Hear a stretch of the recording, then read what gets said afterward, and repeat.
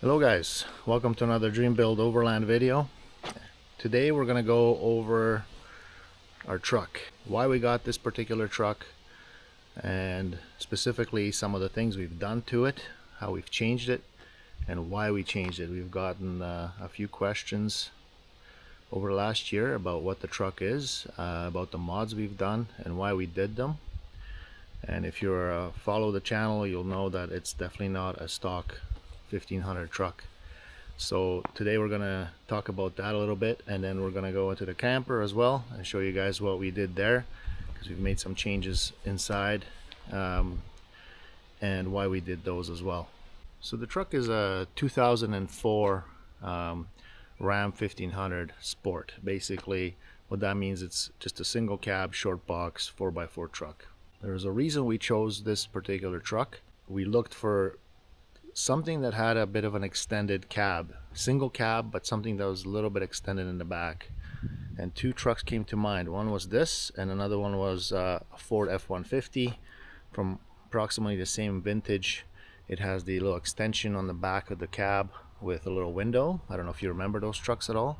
That gives you a little bit more storage space, a little bit of leg room, and all that kind of stuff that is kind of nice when all you have is just a single cab. You don't have a quad cab with 4 doors. And the reason we wanted a single cab to begin with was to keep the wheelbase as short as possible, because we wanted to obviously off-road this thing and go onto challenging trails if we could. We weren't sure how it was going to work out because we've never done a truck camper combo before. We had the modified Astro van that you've probably seen on the channel before. So this was kind of a new territory for us. But one thing I did know right away is I wanted something that was short wheelbase, so we could easily get into places and turn around on trails that were dead ends or that we couldn't get through, etc.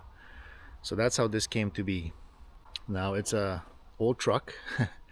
It's 21 years old now as of the making of this video, but the cab is in really excellent shape.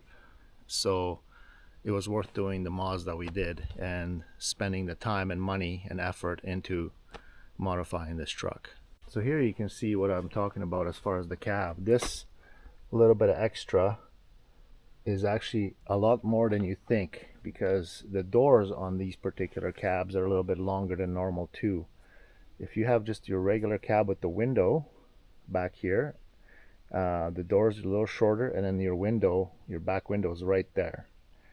So you can't really recline the seats or anything like that, and that makes a huge difference. It adds just a tiny little bit to the cab, but doesn't change the wheelbase at all of the truck. Alright, we got a bunch to cover, so I think what we'll do is we'll start at the front of the truck and then work our way back, and then when we're done with the truck, we'll move into the camper. The first thing we should probably talk about is the diesel swap that I did in this thing, and why I did it, and positives versus negatives, I guess, that we've experienced having the diesel. So we ended up getting a complete donor truck of the same vintage, a 2004, and that truck now is in the back 40, but all we wanted it for was the drivetrain. So basically just engine, transmission, transfer case, drive shafts, that kind of thing. This truck originally came with a 5.7 Hemi, and we did use it for about a season and a half with the Hemi in it, but we found the Hemi to be atrocious on fuel, and it just didn't really have all that much power with the camper on the back. It was okay, but that's about it. I would describe it as that, okay. It wasn't anything special, and we were burning probably about 27 liters per 100 on with the camper on the back. Now keep in mind, this is a sport truck, so the fuel tanks are not that big in them. So our range was about 350 kilometers. So at 350, you better be at a gas station basically. Now that doesn't leave much room for exploring or going out and getting lost on trails, etc. So the fuel mileage, not only was it expensive to run, the power wasn't really there, and the range for exploring wasn't there either. So then I had the idea to swap it to a 5.9 24 valve Cummins, which a lot of trucks from Dodge come with, obviously, And knowing that the cabs were identical between that 1500, 2500, 3500, it's all the same cab, I knew that the engine would actually fit under the hood. It's just a matter of how would the frame accept it. So I started doing my research and found a truck, and yeah, started doing a swap. Now, as you can see, everything inside of there looks basically factory, just like you would see it under the hood of a 2500. There's nothing different. Everything bolts in the same factory places. The wiring harness that came out of this diesel configuration just plugged into the cab wiring harness, so everything was that way. I did have to change some modules like ABS and airbag, and I had to change the gauges, but that's about it as far as the rest of the truck. Everything else was done under here. There was a couple little modifications I had to do to the intercooler. Basically had to shorten it slightly, and most of that was to do with the frame, and also because I wanted to fit a winch in the front. But it has not hurt the performance of the engine or anything like that. It seems to be running great. We've run this setup now for about 4 years, and we really love it. All right, so some of the benefits obviously are fuel economy. So now we're getting 16 liters per 100 versus 27. So that's a huge difference. We're still running the same fuel tank as before, with just a different pump, different lift pump for the diesel. So we still have the same fuel capacity, but now we're able to get 550 kilometers out of the same tank, whereas before we maybe got 350.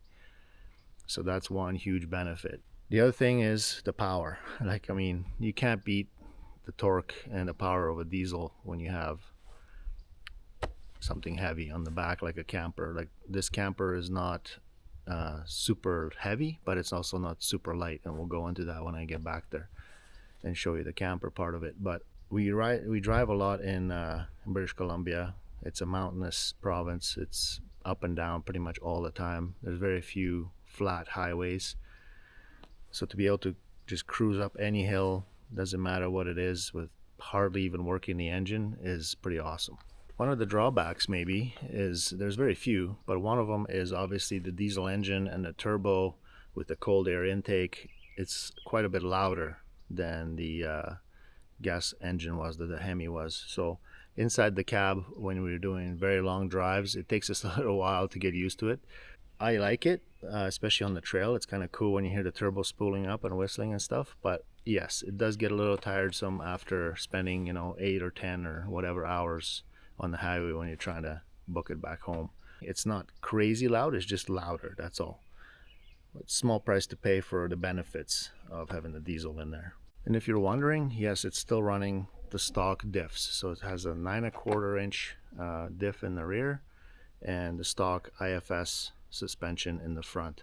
Not really as concerned about the front CVs as much, not anymore anyways, because I've compared them to a friend's 2500 Chevy, and the CV sizes are actually quite close. Even the splines on the wheels are the same, believe it or not, between a Chevy and this.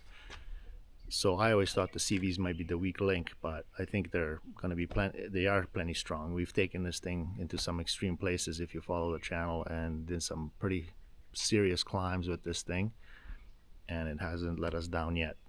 All right, some of you might be thinking about, okay, what about the frame and what about that kind of thing? So here's the weird part.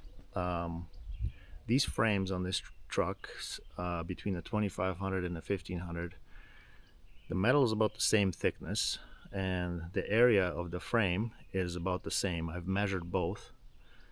There's a slight different shape to the frame. One is more elongated and another one's more square.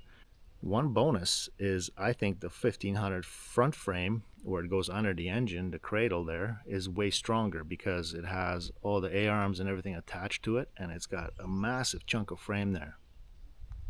Whereas the 2500 just has like kind of a skinny bar that just kind of links the frame. Well, once I seen that, I wasn't worried about the frame whatsoever. But I do check it once a year. I check it for cracks and things like that, and make sure all the other drive components are doing okay. All right, well, let's get into some of the other stuff. Let's start in the front. So this is I think alley CAD or something like that bumper. It used to be a pretty ugly bumper, actually, just kind of a farm bumper, I guess, that people used to put on these trucks back in those times 20 years ago. Pretty popular bumper, but I didn't like the way it looked, so you can obviously see I changed a bunch of stuff. We added these awesome dual beam lights, yellow on the bottom, high beam white on the top. There's a video on this whole bumper build if you're interested on our channel, and I'll put a link below. I also incorporated 13,000 pound winch in there. The reason I wanted to stick with this bumper is because it was so light. So I could have built a whole new steel bumper that incorporated a winch into it, but I did a separate winch mount and wanted to keep the bumper as a weight savings. And I actually think it looks pretty awesome. It's different. It's different than your typical off-road bumper that people buy and bolt on. So that's always a bonus for me. If I can kind of make something on my own and make it look unique, then I'll stick with it.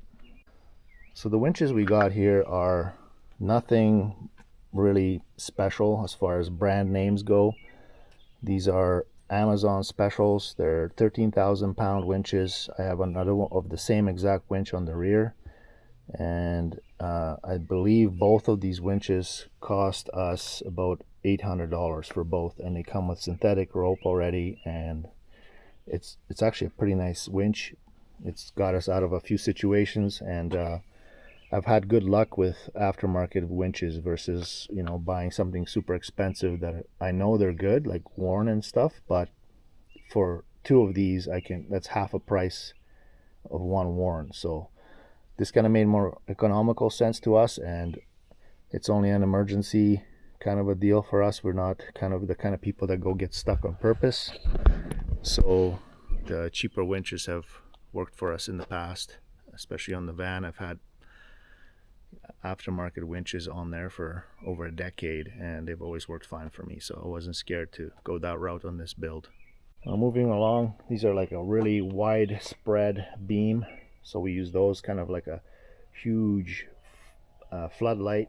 It shines really far out into the ditches. Just the way these lights are designed, they throw light to the side really well, so that's really why we put them on there. And then I can individually aim them versus having one big bar across there. So I do like individual lights versus a big bar, just for that reason. Okay, moving on, there is custom made skid plates underneath this truck all the way along, and I also have a video on the channel about building those, so if you're interested, check out that video. There was a little bit of engineering, a little bit of work that went into that, so I made a whole separate video on the bumper mods and building those skid plates. Moving further down the truck, we ended up adding a few of these, or a couple of these side lights. We really like them for looking for camp spots at night, or looking down a trail that we're not sure we want to go down yet or whatever. Yeah, really nice light from these guys. I think they're really good quality for the price, and these bumper lights are from the same company, so I would recommend them for sure. I've had them on my bike, I've had them on a couple of trucks now. I even have some on my daily driver Dakota, and pretty awesome, really. All right, pretty standard layout of your typical 2004 Dodge Ram 1500. I've obviously added things like fire extinguisher, etc. Now, we were talking about this cab earlier and why we love it so much. I'll show you guys why.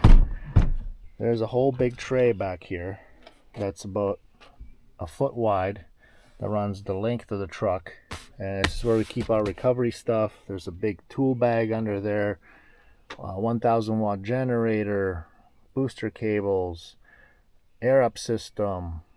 We put our jackets, snacks, all kinds of stuff back there. So this is why this particular style of cab was so important to us. It's gives us so much storage. It's incredible. We don't have toolboxes on the side just yet, and I'll tell you guys why later, but certain things you want to maybe keep inside anyways, even if you had toolboxes. So this kind of gives you the option of having a short truck, short wheelbase, small cab, yet a bunch of storage back there. So that's a bonus. All right, so in here, I mean, there's, you know, a few things to talk about for sure. We added basically a control panel, which I really love this. Controls all our lights, and I still have lots of room left over for later for my airbags or my compressor or whatever.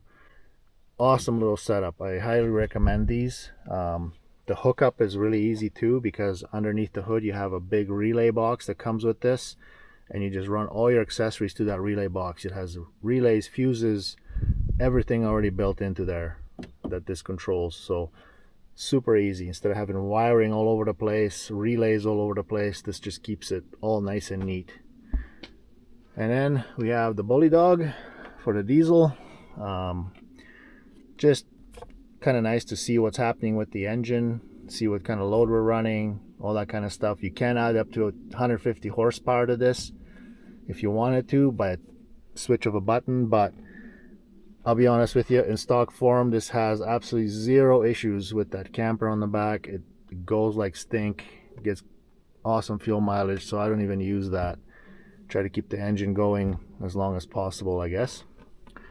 Going further in the cab here, you have we have our Onyx set up on a little tablet. This is how we navigate, and radio that I put in here, and we also have the head unit here that I added a Kenwood that's hooked up to a backup camera that's on the camper.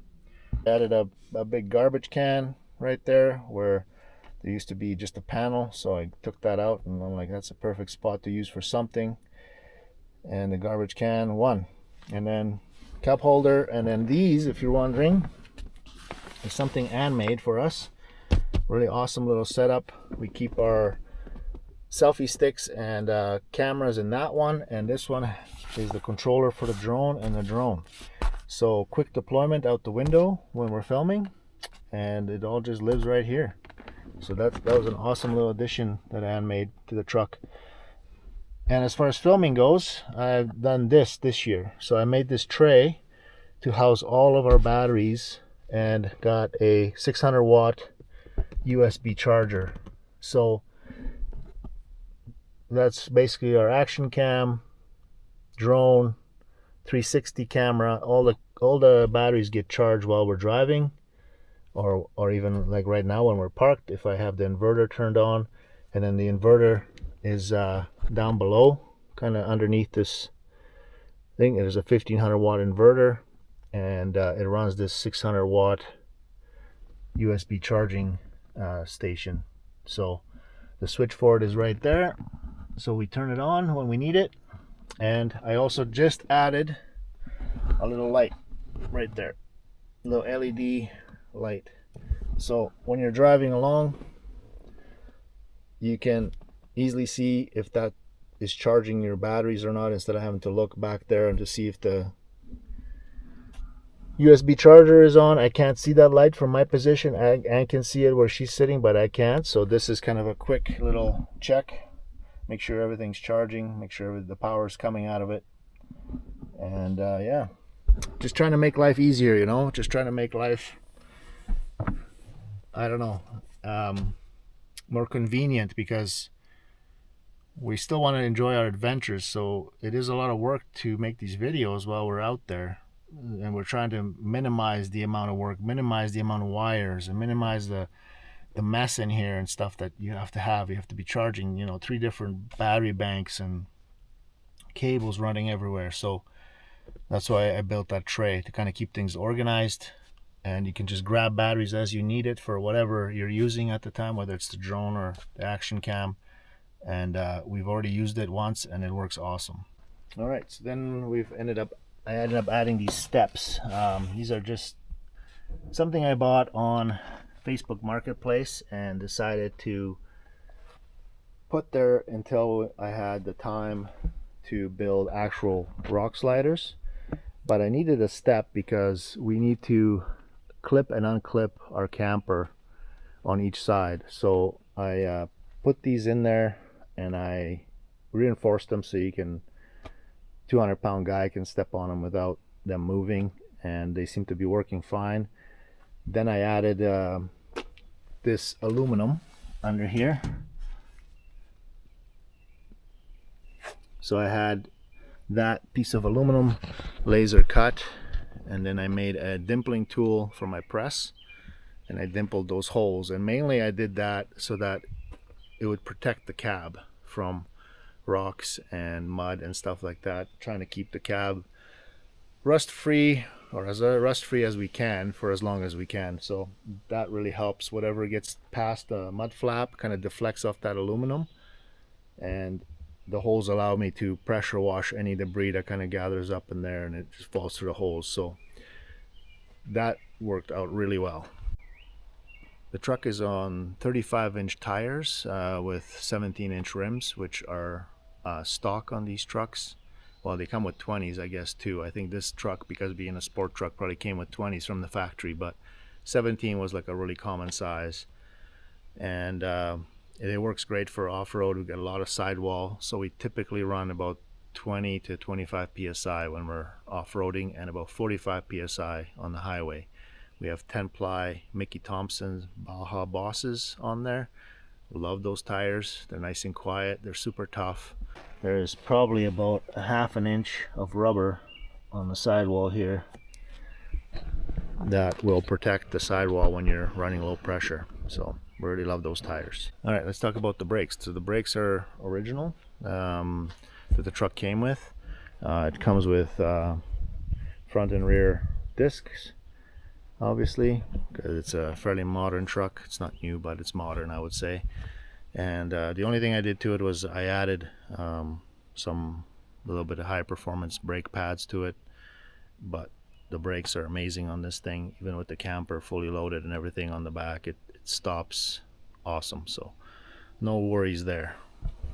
Also, if you're wondering like about things like weight and stuff like that, we can discuss the weight of the whole truck later, but just to let you know, like, how much did the engine swap, you know, putting the Cummins in, how much did that add to the truck? So it added about 1,000 pounds. So it's about 500 pounds per wheel, I guess, of extra weight that the truck has to deal with. But the suspension is stock, the A-arms are stock, the ball joints are stock, and in 3 years of off-roading this thing, we've never had any issues with that either. It does have torsion bar front suspension, so that's kind of nice because you can adjust for that extra weight by cranking the torsion bar and get the height and the ride height back to stock again. There is no lift in this truck. It's stock height. It's got awesome ground clearance because of the independent front suspension and a smaller pumpkin in the back. But with the 9.5 inch or 9.25, sorry, the clearance remains really good going over rocks and things like that. And so yeah, it does really well off-road. So the truck obviously has a flat deck on it. When we bought the truck secondhand, it already had a flat deck, but it was a huge metal heavy flat deck that somebody put on it. It did us well for about the first year, so we were able to just buy the camper, put it on there, and use the truck right away. But again, it has to do with weight savings, and I think that deck setup probably weighed half of what this camper does. So I ended up buying again a secondhand aluminum deck that was meant for an 8-foot box, and I cut it down to fit this truck and mounted it down, and then added these fenders, and they're for semis basically. They're just plastic fenders, which are great for off-road stuff, and they really do the job nicely. And just ended up designing and building some of these brackets to mount everything, and very happy with it because this deck I can pick it up pretty much myself when the camper is off it, obviously, and everything, when I'm taking it off the truck. And it used to have a ginormous skirt back here with all the lights in it, so that got cut off because obviously we needed to make room for the winch and the hitch and stuff like that. So I ended up putting all the lights in the deck itself, and I think that cleaned it up really nicely and made it look a lot better too.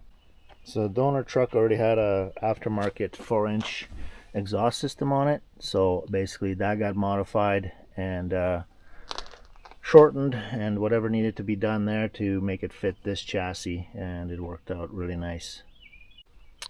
Okay, let's talk about suspension for a second. So originally when we got this truck, it just had your typical 1500 shocks in it, and they worked, but they were not ideal, especially with the camper on the back. So I ended up finding out that you can run 2500, 3500 shocks from a certain year on this truck, and they bolt in pretty much. So I put those in. They're OEM, again, Facebook Marketplace. Somebody put a lift in their truck and they were getting rid of some shocks that only had, you know, maybe 20,000 kilometers on them. So we ran those for a couple of years and they worked much better. But in the end, we decided to spend the money and go with an aftermarket set of shocks, and we decided to go with Fox remote reservoir shocks. And the difference is basically night and day. There's a whole video dedicated to that as well. You guys can check that out if you're interested, but we love the shocks. We do have heavy duty leaf springs in the back of this thing with an extra leaf added to bring the right height to where it's supposed to be with the weight of the camper. Obviously it rides pretty rough without the camper on it, but this is a purpose-built vehicle, so it always pretty much has the camper. Okay, in the back here, what we've got going on is, again, a custom-made winch mount, and wanted to keep our spare tire under here because we don't really have a place to mount it anywhere else. So this is a 35-inch that I made fit under there. Another 13,000 pound winch with custom mounting that ties into the trailer hitch. This trailer hitch also has been modified. It used to be under the bumper type of a hitch, so it used to be down here, but I've modified it so it's nice high ground clearance, and I've added these toe points as well. It's a nice tidy setup. It doesn't really interfere with anything as far as the spare tire goes, the trailer hitch goes, or us getting in and out of the camper. And we've used this rear winch probably 9 times out of 10 versus the front to get ourselves out of a situation, so I'm sure glad it's on there. So I think that covers most of the truck anyways. There's a ton of little details, of course, when you're doing a build like this, and this is not my first. I've built a couple of vans before and other vehicles and stuff, but I won't bore you with those because it would take a week for this video to be done. So that covers the majority of it. And if you're a gearhead or something like that and you want to know specifics about some other information, or you're thinking about doing something like this yourself, yeah, just shoot me a comment and I answer all of them. I read all of them. I'm super interested in what people have to say about our rig, our channel, our videos, all that stuff, and I really do appreciate you guys' input on this stuff. So yeah, don't be shy, shoot me a comment.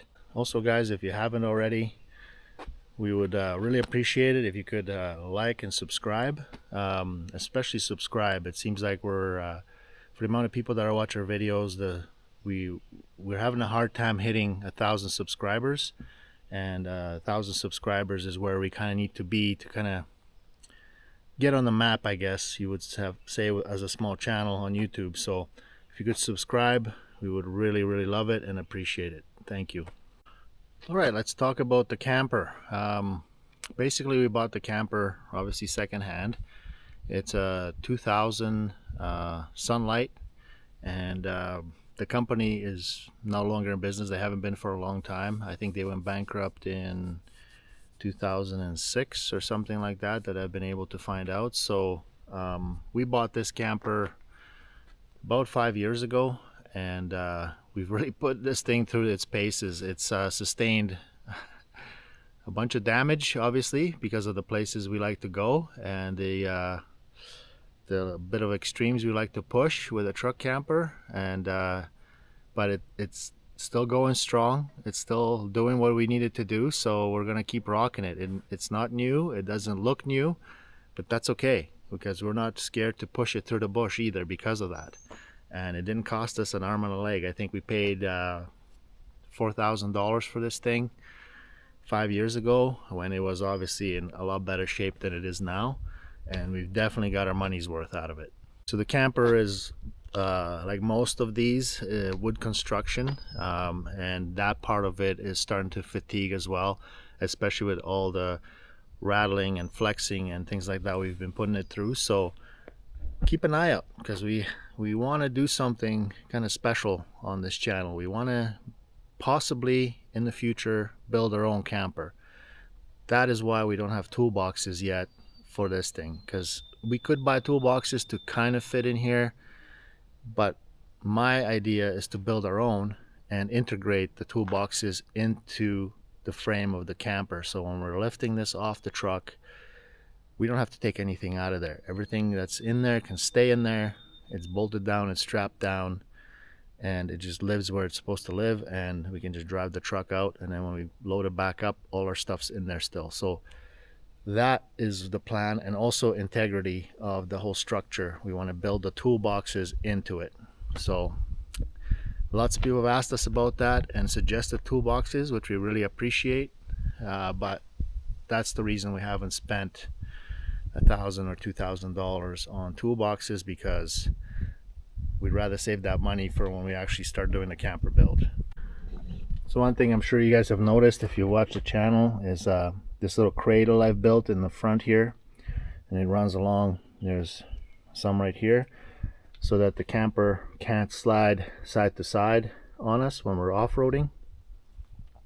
That was a huge thing.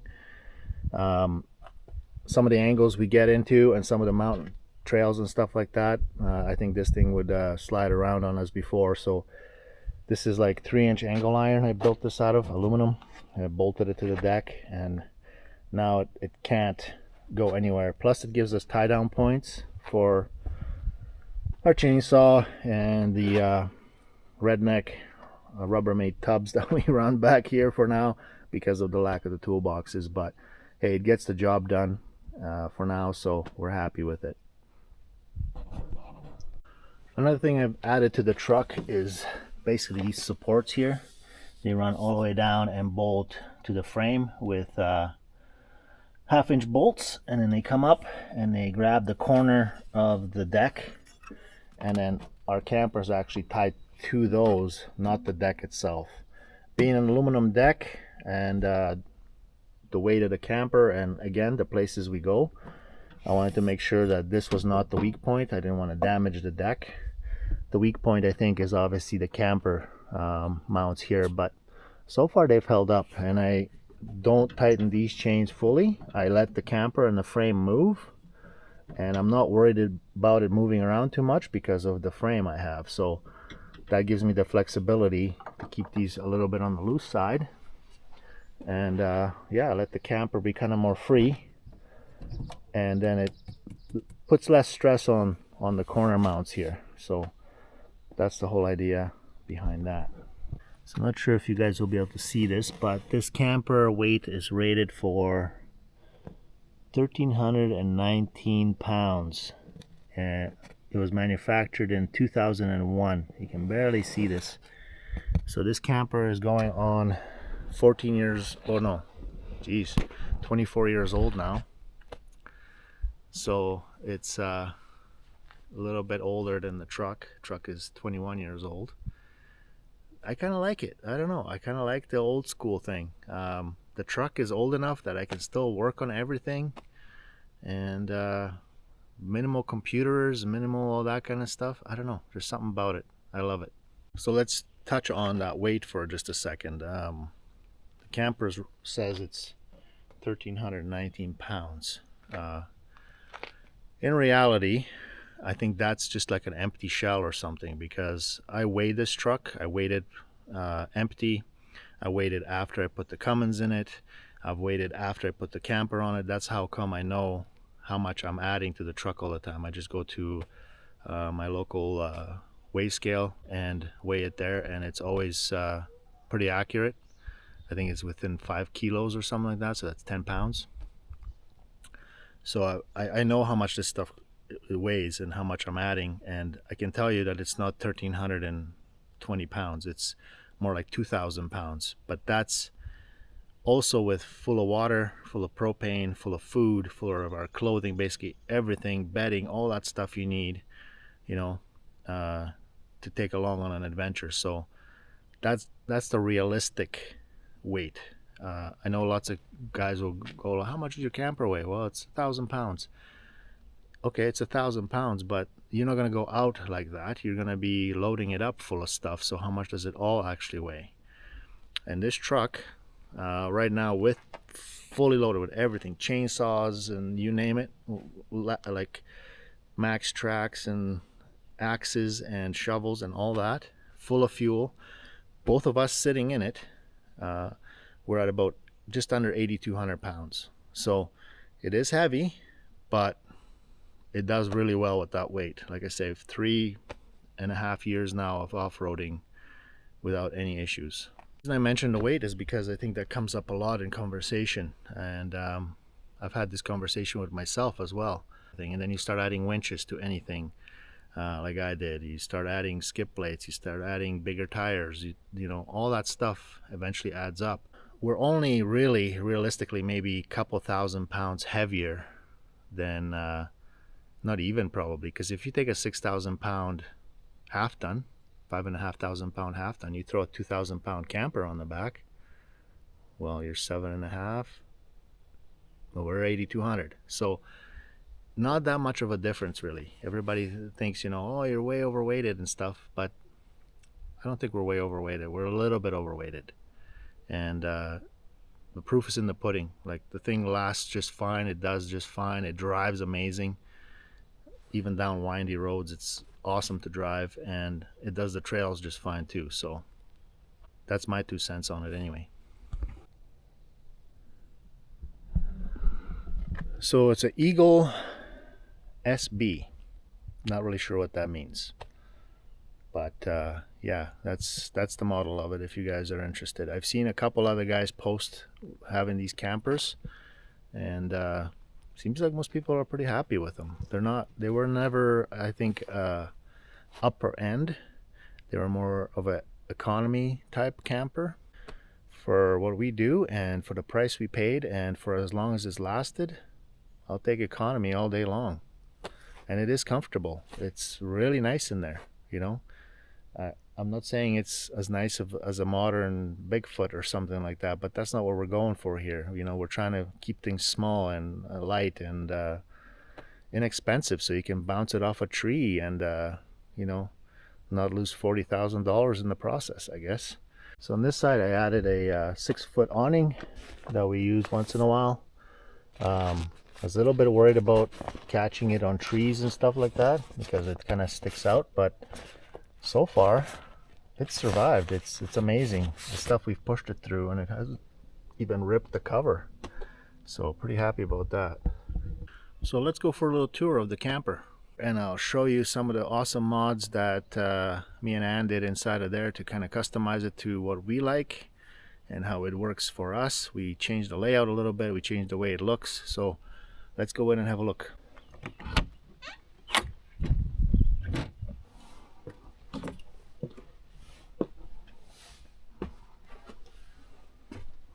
All right, welcome to the inside of our little home away from home. We really love this thing, and really glad too that we started with something economical, something cheaper, because as we've been using this thing over the last 3 years, we've really realized what our particular needs are as far as the layout, the floor plan, all that stuff is. And from what we've seen, there isn't really anything out there that fits the bill for us. So it was kind of nice to start modifying some of this stuff in here to the way we like it and see if it works for us or not. And now that gives us a pretty amazing idea about how to build the new camper that we want to build. One of the things you'll see right away here is how we've kind of changed the interior. I built some of these drawers in here. They used to just be cabinets, slide cabinets, which were kind of useless. and did a lot of painting in here, and redid some of the cushions and things like that. And yeah, it's made a huge difference. She wallpapered and added some backsplash here around the sink to make it look a little nicer. Again, it's not new. It's definitely showing its age in lots of places. You see all the black patches on the screens. Those are because the screens had tears in them from the top going up and down so many times, and I think the sun has just kind of hardened the plastic that the screens are made from. But we've been able to repair it enough with silicone and little patches of screen to make it work. We completely changed the layout of the kitchenette here because we don't really need to have an extra bed. We are just the two of us. We don't have any kids or anything, so we don't really plan on turning this into a bed. We would rather have storage, and that's exactly what we did. We built this right here, and we have a huge storage area in there now. And that is kind of the major floor plan change that we made, that we've learned from, that we really like. And eventually we would like to have something like this, but with a small washroom slash shower there instead of the storage area. So anyways, that's another story. That's a whole different thing about building a new camper. But yeah, I mean, it's very nicely set up. It's got a decent fridge. Almost works too good. On 12 volts it freezes our food a lot of the time when we're driving, so that's not ideal. But we've added aluminum trim to everything. There's overhead cabinetry up there for storage, and on this side as well. And Anne made these slides, so that's pretty nice. And we also really enjoy this crank system. So there's just a central crank that goes right there, and the whole thing goes up and down just by hand crank. So there's no relying on gas shocks or anything like that, that if you camp in the winter, you know, from having your hood or your back latch on your SUV have gas shocks, and eventually they kind of crap out. So this is kind of a nice mechanical, trouble-free system, and hopefully we can incorporate that into our new one. And we've added a Renogy battery monitoring system. We have 224 amp hours of batteries under there. We're not heavy users on the batteries, so that's plenty for us.